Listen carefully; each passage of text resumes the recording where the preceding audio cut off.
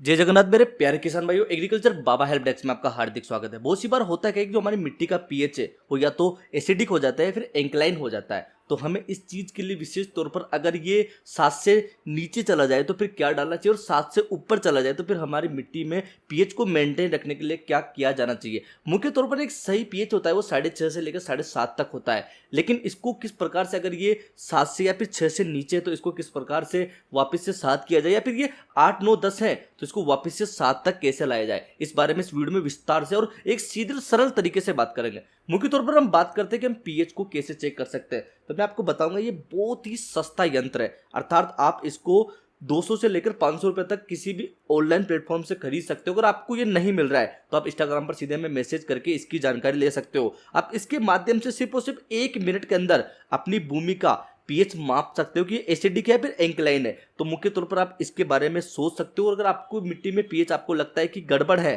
तो आप इसका इस्तेमाल कर सकते हो। अगर आपकी भूमि का पीएच एसिडिक है अर्थात 6 से नीचे है तो आपको मुख्य तौर पर कुछ भी नहीं करना। अपनी फसल में जैसे मान लो किसी प्रकार के माइक्रोन्यूट्रिएंट्स डाल रहे हो तो उसके 4-5 दिन बाद आपको अपने खेत में चूना डालना है। उसके बाद जब भी आप निरंतर तौर पर अगली अपनी डोज दे रहे हो अपनी किसी भी फसल में तो उसके 4-5 दिन बाद आपको वापस से चूना डालना है। ये निरंतर तौर पर आपको अप्लाई करना है अपने खेतों में। इससे होगा क्या कि धीरे धीरे आपके खेत का पीएच 6.5 से लेकर 7 तक पहुंच जाएगा।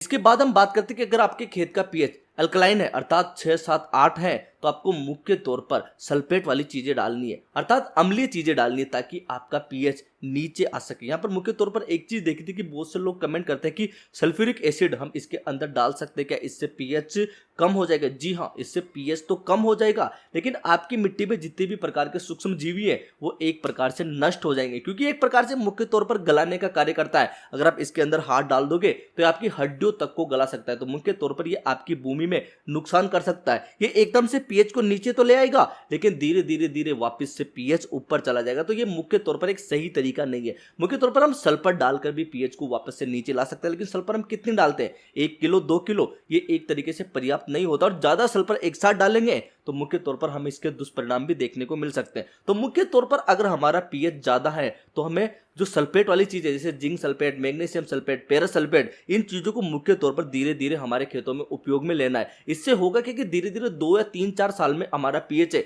वो धीरे धीरे घटता जाएगा और एक सीमित अवस्था में आ जाएगा। तो मुख्य तौर पर मेरे प्यारे किसान भाइयों, अगर आपको लगता है कि आपका पीएच इस पीएच मीटर से चेक करने के बाद आपको लगता है कि 6.5 से 7.5 के बीच में नहीं है तो आप इन चीजों का इस्तेमाल करके अपने पीएच को मेंटेन कर सकते हो। क्योंकि अगर भूमि का पीएच सही स्थिति में नहीं है तो आपकी फसल में आपको अच्छी पैदावार देखने को नहीं मिलेगी। आपकी भूमि है वो एक तरीके से माइक्रोन्यूट्रिएंट्स को अच्छे तरीके से संभाल कर नहीं रख पाएगी और जड़ें उन्हें अच्छे से ऑब्जर्व नहीं कर पाएगी। मेरे प्यारे किसान भाइयों, अगर आपने इस यंत्र से अपना पीएच चेक कर लिया है, फिर किसी दूसरे तरीके से आपने अपना पीएच चेक कर लिया है और आपको लगता है कि पीएच की स्थिति 6.5 से कम है या फिर 7.5 से ज्यादा है, तो मुख्य तौर पर आप इन चीजों का उपयोग करके अपने पीएच को मेंटेन कर सकते हो। एक साथ पीएच को कम या ज्यादा करने वाली चीजें लंबे समय तक असर नहीं रखती, वो वापस से पीएच उसी अवस्था में पहुंच जाता है। हो सकता है अगर आपका पीएच 8 है और आपने उसको एकदम से 6.5 पर लिया है तो वो हो सकता है बाद में 8.5 तक भी पहुंच जाए, तो इसके दुष्परिणाम भी हमें देखने को मिल सकते हैं। तो मेरे प्यारे किसान भाई, इस चीज का विशेष तौर पर ध्यान रखें। और आपको अगर इससे संबंधित एक फुल डिटेल्स में वीडियो चाहिए तो आप कमेंट कीजिए, हम इस पर अच्छे से स्टडी करके